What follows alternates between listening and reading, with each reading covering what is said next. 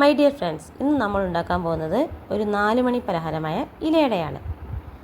ആദ്യമായി ഇതിനു വേണ്ടി ഒരു ഫ്രൈയിങ് പാൻ ചൂടാക്കുക. അതിലേക്ക് 1 ടീസ്പൂൺ നെയ്യൊഴിച്ച് അത് ചൂടായി വരുമ്പോൾ നമുക്ക് ശർക്കര അഥവാ വെല്ലം ഒരു 4 എണ്ണം പൊടിച്ചത് അതിലേക്ക് ചേർത്ത് ശർക്കര പാവാകുമ്പോൾ അതിലേക്ക് തേങ്ങ ചേർക്കുക. അതിലേക്ക് കുറച്ച് അവിലും കൂടി ചേർക്കുക. കുട്ടികൾക്ക് ഹെൽത്തിനൊക്കെ അവിൽ നല്ലതാണല്ലോ. അവിലും കൂടി ഇതെല്ലാം കൂടി നന്നായി മിക്സ് ചെയ്യുക. ഒന്ന് മിക്സായി വരുമ്പോൾ ഇതിലേക്ക് നമുക്കൊരു നേന്ത്രപ്പഴം ചെറുതായി മുറിച്ചതും കൂടി ചേർക്കാം. അങ്ങനെ ഈ ശർക്കരയും തേങ്ങയും നേന്ത്രപ്പഴവും അവിലും കൂടി നന്നായി മിക്സാക്കുക.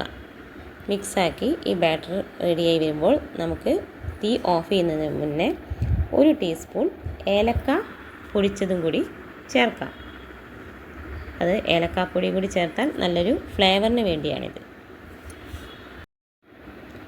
അങ്ങനെ ഈ മിക്സ് തീ ഓഫ് ചെയ്ത് എല്ലാം കൂടി നന്നായി മിക്സ് ചെയ്ത് തണുക്കാൻ വയ്ക്കുക. അടുത്തതായി നമുക്ക് ഇലയിൽ ഒരു പ്രസ് പാനിൽ നമുക്ക് കുഴച്ച് വെച്ച ഈ പത്തിരി കുഴച്ച മാവ് അതെല്ലാവർക്കും അറിയുന്നതാണല്ലോ.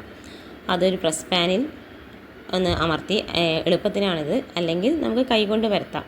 ഇല നന്നായി വാട്ടി എണ്ണ തടവി പ്രസ് പാനിൽ പരത്തിയ പത്തിരി അല്ലെങ്കിൽ കൈകൊണ്ട് പരത്തിയാലും മതി. അതിൽ നിരത്തി അതിലേക്ക് നമ്മുടെ ബാറ്റർ ഈ മിക്സ് എല്ലാം വെച്ച് നല്ലപോലെ ഇല മടക്കി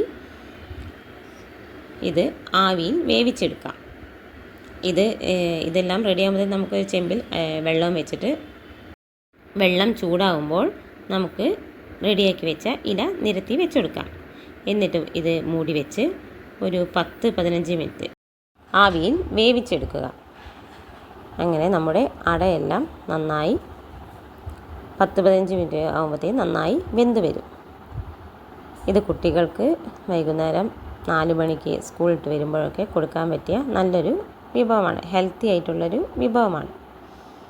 അങ്ങനെ 10-15 മിനിറ്റ് ശേഷം മൂടി എല്ലാം തുറന്നു നോക്കിയാൽ അട നല്ലവണ്ണം വെന്ത് നല്ല പഞ്ഞി പോലെ സോഫ്റ്റായ ഇലയട നമുക്ക് കിട്ടി.